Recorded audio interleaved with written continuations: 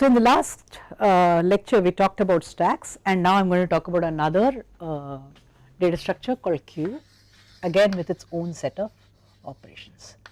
What did we see about a stack? A stack is a first in, last in, first out, in the sense you push the last element and the last element is popped off from the stack.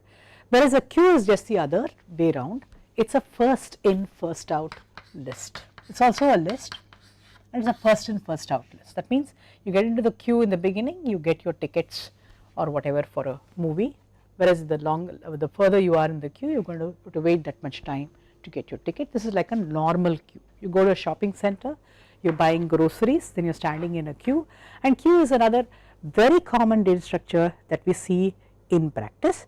And what we do is we generally what the queue, unlike the stack, requires two pointers, one to the front and another one to the rear.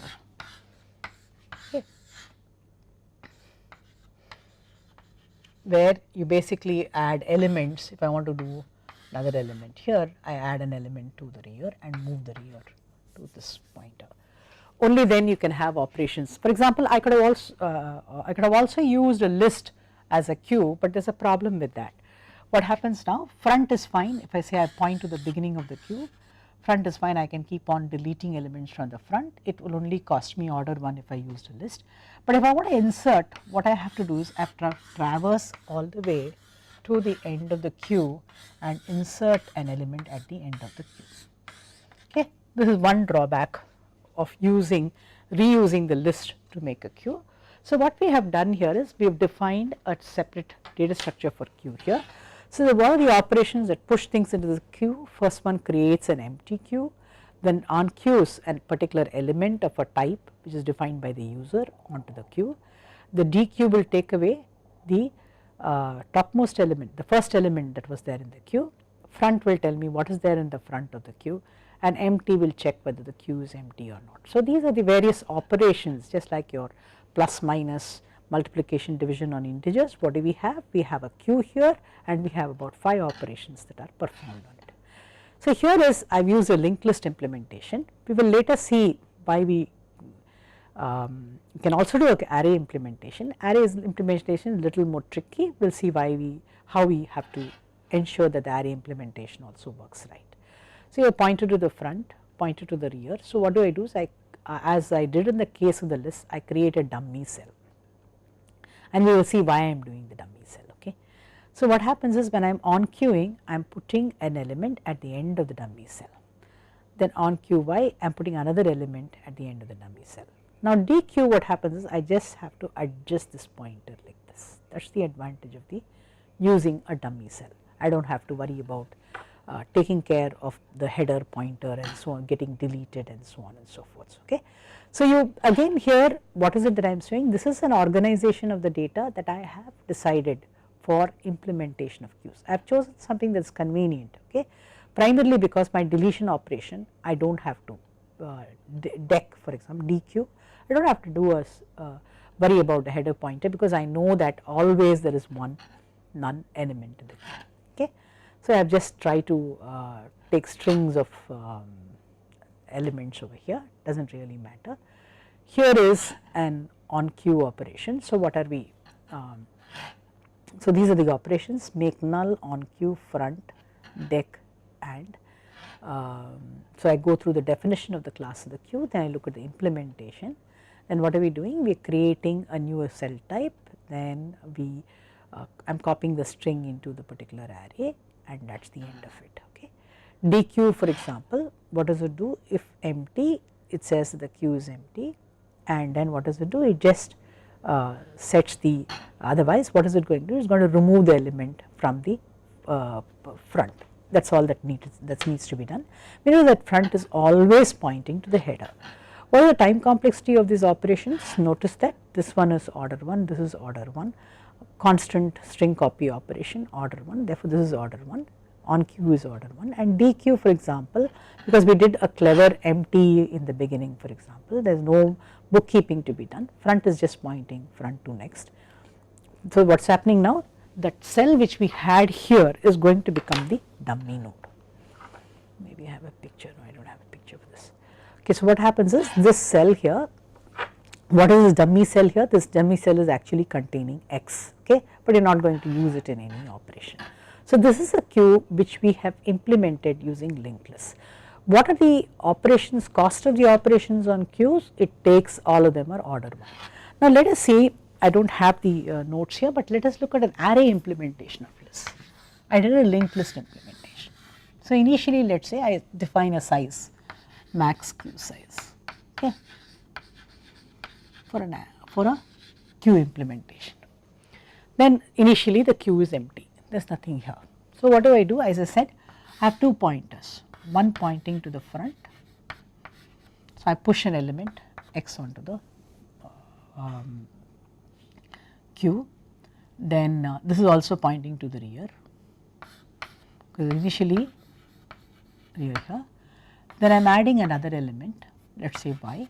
Now this is front, this becomes rear. Okay. So let us say the indices go 1, 2, 3 up to max size. Okay. Now suppose I want to dequeue an element, then what do I have to do? I just have to move this front pointer here. Okay, all right.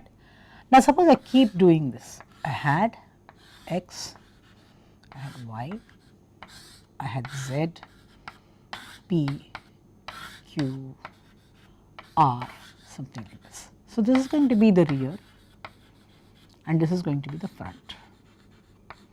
Now I deleted, I removed I dequeued x. So now what happens? Front goes one movement forward. And then again let us say I dequeued, I moved here. Now I on queued, let us say S, and this was max size. Okay. So what is going to happen is that we are going to quickly exhaust the queue as soon as you read, as soon as you reach max size. So this is one problem. The queue can be found anywhere in the array between front and left. What is nice is front and rear are simple indices, so you can do everything in order 1, there is no issue about it. But notice that I keep moving front, I keep moving rear, and I can grow only up till max size. So is there a better way of doing it? What we do is that we tie the ends. Let us now tie these ends. What is the meaning of tying these ends? Okay. So basically what we say is that now clearly there are some empty spaces here, right. After S, if I want to on queue, because my front is pointing here, there are 2 empty spaces. Okay.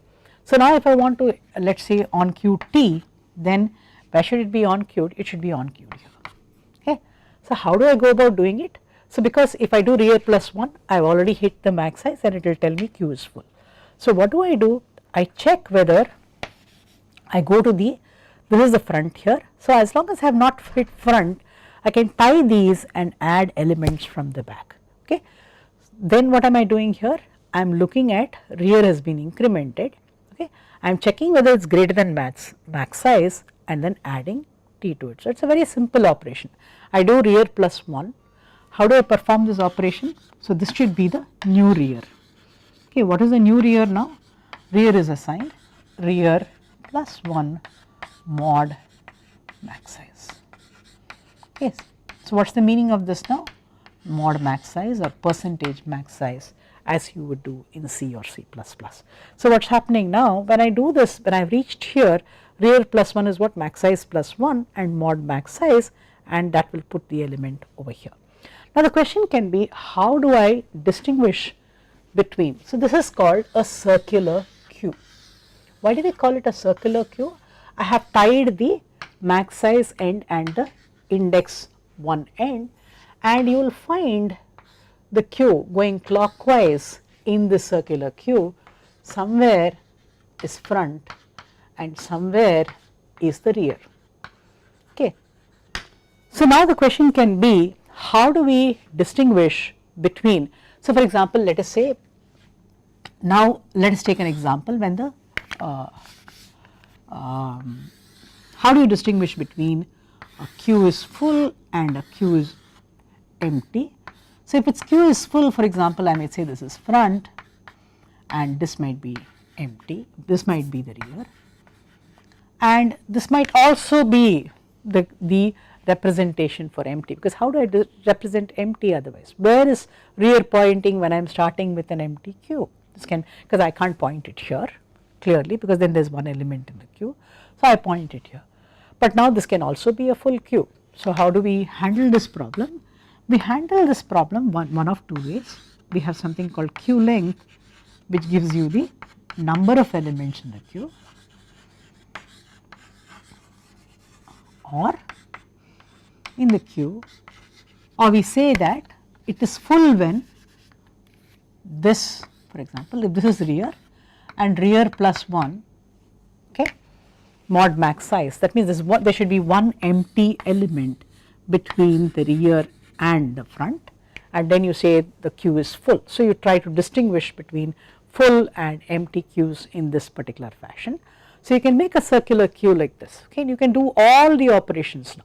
And what is nice is rear becomes rear plus 1, front becomes, again what are you going to do with front? Now again front can cross this, and it has to, its front might be pointing here. So once again front should move here. So you always do the operations mod max size to move the pointers rear and front, so that you exhaust this entire circular array. Okay.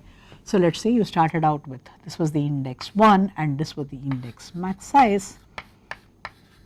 Then when I move, for example, I am always doing the mod operation. So this is 1 goes to 2 over here, 3 and so on up to max size. So what I would like you to do is go back and try to implement the queue using a circular array. What is nice is in either version, whether it is the linked list representation or the what do you call array representation, when you use a circular array, operations on queues are always of order 1. Okay. So we already talked about the implementing. I want you to take this as a problem. I want you to first of all implement the circular queue that I just described. You implement it using an array, and you need one additional variable, or you do not allow the queue to grow beyond the beyond max size minus 1 to ensure that you can distinguish between an empty queue and a full queue. Now I would like you to take an assignment. Queues are extremely important entities. You can do a simulation of a petrol pump. You can have multiple queues, one for 4-wheelers, one for 2-wheelers and so on, and then simulate the arrivals to a petrol pump. A queue is an important entity. It can also be used to store very long strings. For example, suppose the character array that I define, all of you know what is the maximum size that you can have for a character array, and suppose it is a very long string that I want to store, then you can also store it in using a queue. Then I want you to think about another kind of a queue operation. See here in this linked list representation for queues, we had 2 pointers front and rear. Now I am going to ask you to do something else. I am going to ask you to use a data structure which is a circularly linked list,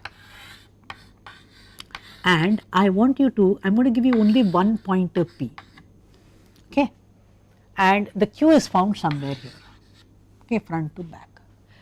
Now I want you to use only one pointer. I am not giving you 2 pointers front and rear, you just have only one pointer p, and you must write all the queue operations in order 1 time.